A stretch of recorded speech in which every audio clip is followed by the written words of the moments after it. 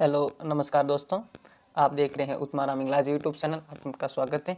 अगर SSC की आप तैयारी कर रहे हैं 26 की, तो आप हमारे चैनल पे कर सकते हैं। इसमें मेडिकल, फिजिकल और रिटन एग्ज़ाम की तैयारी करवाई जा रही है। अगर आप चैनल पर पहली बार आए हैं तो चैनल को लाइक करें, सब्सक्राइब कर लें और फ्यूचर में आने वाली जानकारी के लिए, तमाम जानकारी के लिए आप। और हमारी सामान्य ज्ञान चल रहा था, चैप्टर सामान्य ज्ञान चल रहा था और उसमें ये प्राचीन भारत के चल रहे।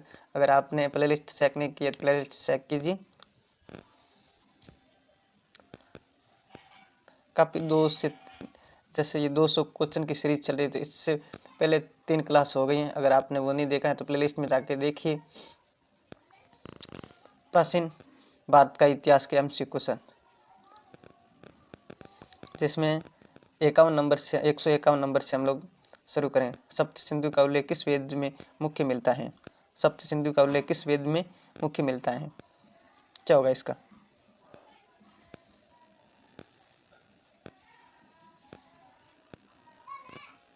बताइए। सामवेद, ऋग्वेद, अथर्ववेद या यजुर्वेद? 151 का होगा ऑप्शन बी, ऋग्वेद।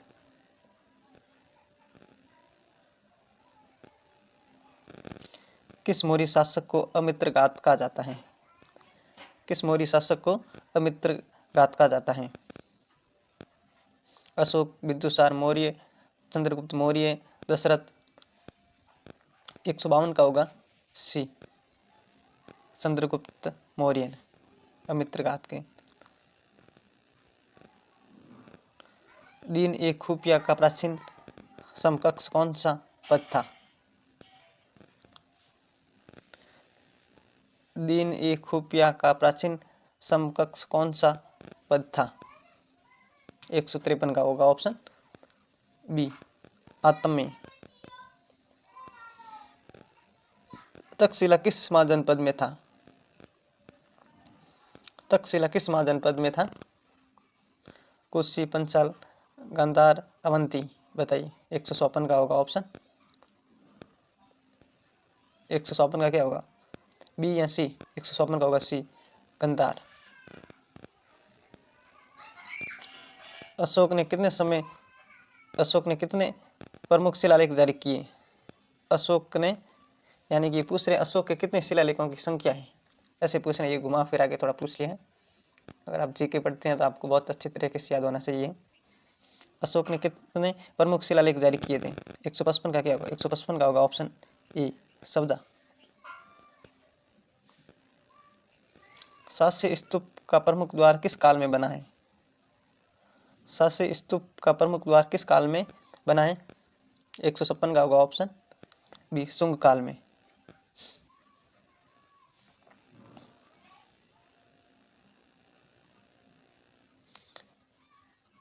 कौन सा ग्रंथ पाणिनि द्वारा रचित है? कौन सा ग्रंथ पाणिनि द्वारा रचित है?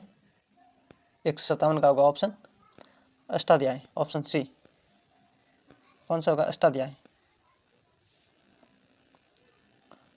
सौत और सर देशमुख की किसने शुरू किया था? बताइए, किसने शुरू किया था?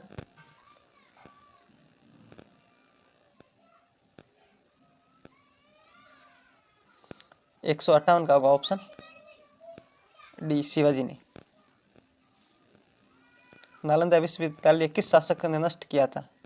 चलिए, ये क्वेश्चन तो हमने ये 200 सीरीज में एक बार शायद और रिपीट हुआ है शायद, तो उसका नाम होगा बख्तियार खिलजी। 159 का ऑप्शन होगा बी, बख्तियार खिलजी ने नष्ट किया था नालंदा विश्वविद्यालय को। धम्मापात्र किस अधिकारी थे? धम्मापात्र किसके अधिकारी थे? बताइए। 60 का क्या होगा ऑप्शन बी, मौर्यों के अधिकारी थे, ऑप्शन बी। हड़प्पा सभ्यता में सर्वाधिक प्रयुक्त धातु था? हड़प्पा सभ्यता में सर्वाधिक प्रयुक्त धातु था? बताइए।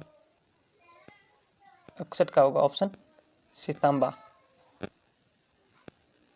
किस गुप्त शासक को भारतीय की उपाधि मिली है? किस गुप्त शासक को भारती की उपाधि मिली है?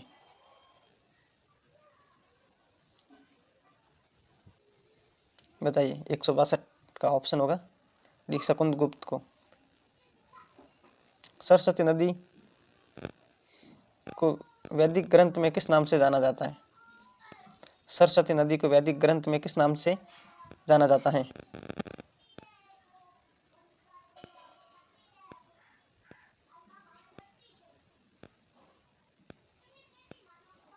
बताइए। सरस्वती नदी को वैदिक ग्रंथ में किस नाम से कहा गया है? 163 का ऑप्शन होगा दीन नाम श्रेष्ठ, ऑप्शन सी। कुषाणों की राजधानी क्या थी? कुषाणों की राजधानी क्या थी? 167 का होगा ऑप्शन पुष्पुर, बी। देखिए, बिना टाइम वेस्ट किए मैं ये सब पढ़ा रहे हैं। अगर मैं चाहता तो इसी में भी घंटों 1.5 घंटों लगा सकता है, लेकिन मुझे पता है समय बड़ा कीमती होता है। धन्यवाद शब्द का सबसे पुराना उल्लेख किस ग्रंथ में मिलता है? धन्यवाद शब्द का पुराना सबसे उल्लेख किस ग्रंथ में मिलता है? 65 का होगा ऑप्शन सी, अथर्ववेद में। अशोक का सिंह स्तंभ किस स्थान पर पाया गया है? अशोक का सिंह स्तंभ किस स्थान पर पाया गया है? तो ये सरनाथ में पाया गया है, ऑप्शन बी। प्रथम बौद्ध परिषद कहाँ हुई थी? प्रथम बौद्ध परिषद कहाँ हुई थी?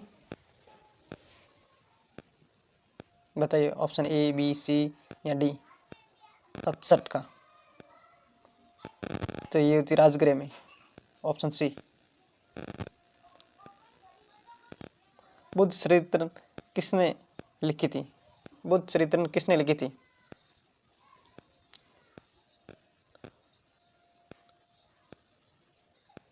बताइए। 68 का होगा अश्वघोष ने। देवदास की कथा किस वेदांग में मिलती है? देवदास की कथा किस वेदांग में मिलती है? बताइए।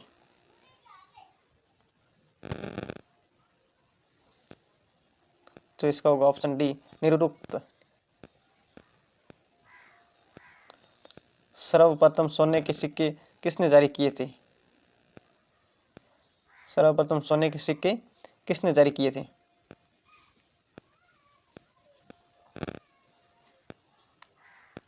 170 का ऑप्शन होगा सी, कुषाण राजवंश ने। हड़प्पा का नाम किस नदी से संबंधित है? हड़प्पा का नाम किस नदी से संबंधित है? रावी, झेलम, सनाब, सतलुज। बताइए। 71 का होगा रावी नदी के किनारे। विष्णु पुराण में भारत को किस नाम से पुकारा गया है? ये बहुत इंपॉर्टेंट प्रश्न है। विष्णु पुराण में भारत को किस नाम से पुकारा गया है? बताइए।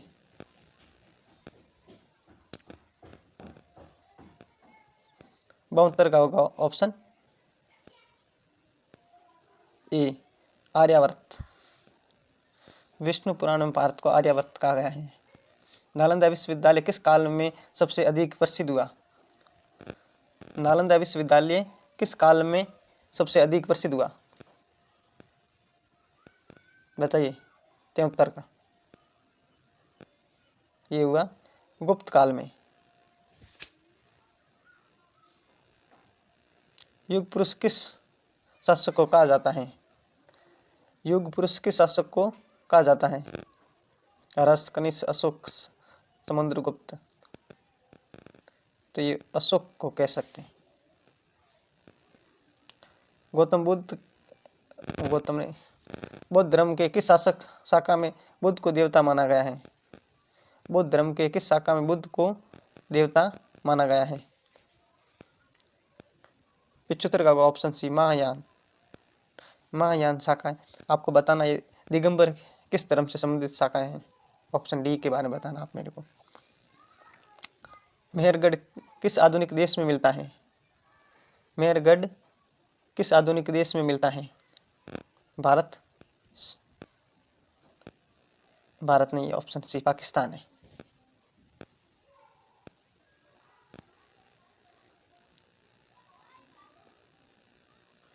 यवन राज तक्षक किसके समकालीन थे? यवन राज तक्षक किसके समकालीन थे?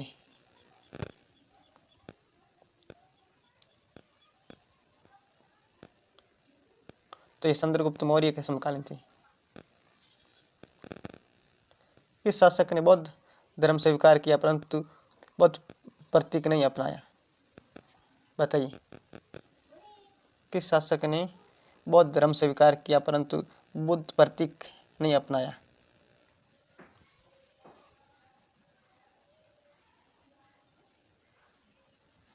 तो ये होगा समुद्रगुप्त ने। वैदिक काल में सर्वप्रथम कौन सी धातु का प्रयोग हुआ था? बताइए, वैदिक काल में सर्वप्रथम कौन सी धातु का प्रयोग हुआ था?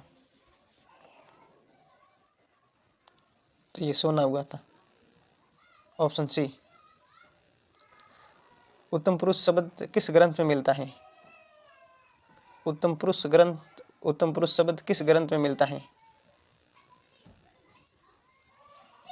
180 का होगा डी, उपनिषद में।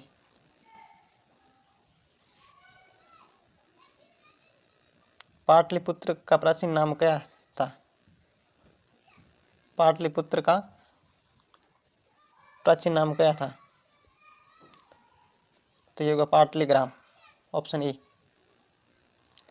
मेघदूत के रचयिता कौन है? मेघदूत के रचयिता कौन है? तो ये होगा कालिदास।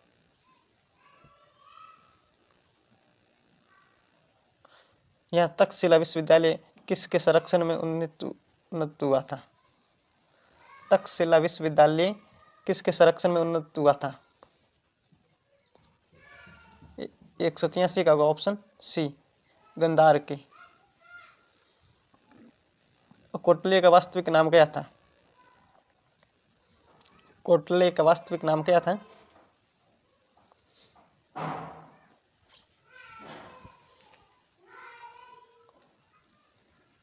ऑप्शन होगा ए, विष्णुगुप्त।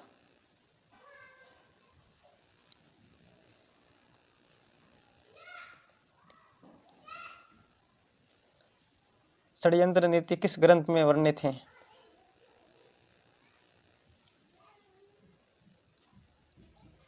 तो ये होगा अर्थशास्त्र में।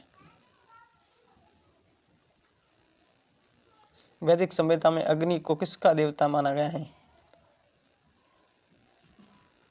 वैदिक सभ्यता में अग्नि को किसका देवता माना गया है? ये होगा यज्ञ का देवता, ऑप्शन सी। आप मृत्यु मत बोलना। कनिष्ठ किस वंश का शासक था? कनिष्ठ किस वंश का शासक था? तो ये होगा कुषाण का, ऑप्शन डी। मोहनजोदड़ो किस राज्य में स्थित है? चलिए बताइए, मोहनजोदड़ो किस राज्य में स्थित है? 88 का। ये होगा सिंध में, जो पाकिस्तान का सिंध प्रदेश है उसमें। अशोक के शिलालेख किस लिपि में लिखे गए हैं?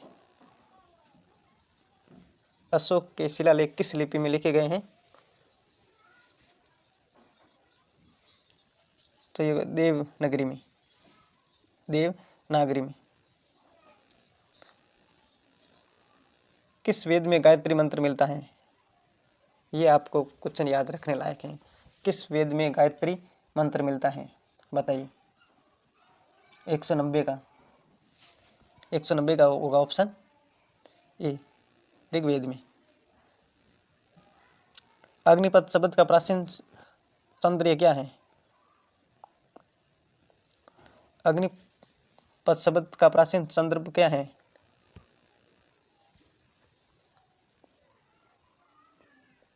बताइए।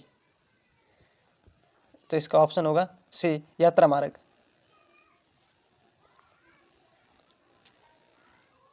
सप्त सिंधु की भूमि किसका क्षेत्र थी? सप्त सिंधु की भूमि किसका क्षेत्र थी? बताइए। 12 नंबर का होगा ऑप्शन ए वैदिक आर्य की। आजाद शत्रु किस धर्म का अनुयायी था? बताइए, ये क्वेश्चन याद रखने लायक है। आजाद शत्रु किस धर्म का अनुयायी था? अगर आपको जीके आता है तो इसके बारे में बहुत नॉलेज होगा। तो ये होगा बौद्ध का। रजत मुद्राएं किस काल में पहली बार प्रचलित हुई थी? बताइए, रजत मुद्रा किस काल में पहली बार प्रचलित हुई थी? 194 का। तो ये नंद काल में हुई थी। ऋषि पतंजलि किस ग्रंथ से संबंधित हैं? ऋषि पतंजलि किस ग्रंथ से संबंधित हैं?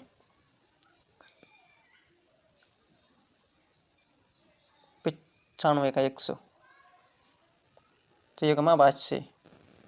Option A. बौद्ध धर्म में प्रारंभिक त्रिरत्न क्या था? बौद्ध धर्म में प्रारंभिक त्रिरत्न क्या था? बौद्ध धम्म संघ, यानी ऑप्शन सी बुद्ध धम्म संघ। पंचतंत्र किसने लिखा था? पंचतंत्र किसने लिखा था? बताइए। 98 का ऑप्शन सी विष्णु शर्मा ने।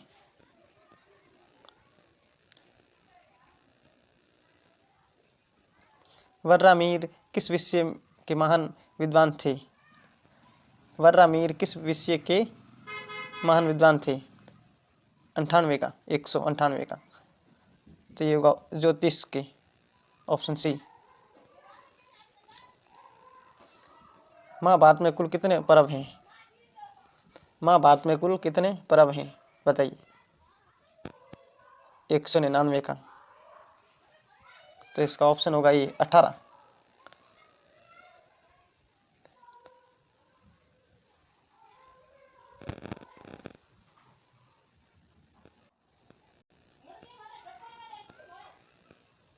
नरसिंह किस धर्म से संबंधित अवतार हैं? यानी भगवान नरसिंह किस धर्म से संबंधित अवतार हैं? नरसिंह किस धर्म से संबंधित अवतार हैं? बताइए। 200 क्वेश्चनों की सीरीज हमारी पूरी हो गई है। अगर आपको क्लास अच्छी लगे तो लाइक करें, सब्सक्राइब करें और दोस्तों के साथ शेयर करें। बताइए। तो इसका ऑप्शन होगा सी वैष्णव धर्म। तो ये प्राचीन भारत के इतिहास के 200 क्वेश्चनों की सीरीज हो गई। अब मध्य भारत की 200 क्वेश्चनों की सीरीज तैयार कर रहे हैं, तो वो भी पढ़ेंगे। फिर आधुनिक भारत के बारे में इस प्रकार से हम पूरा भारत का सामान्य ज्ञान पढ़ेंगे। SSCGD में जो मोस्ट इम्पोर्टेंट एक सब्जेक्ट है, जिसमें 20 क्वेश्चन आएगा और आपको 20 के 20 टच करके आने हैं और पूरे एकदम। और हिंदी की चल रही है अभी, 1-2 दिन के बाद रीजनिंग और मैथ की भी क्लास स्टार्ट हो जाएगी। जय हिंद, जय भारत।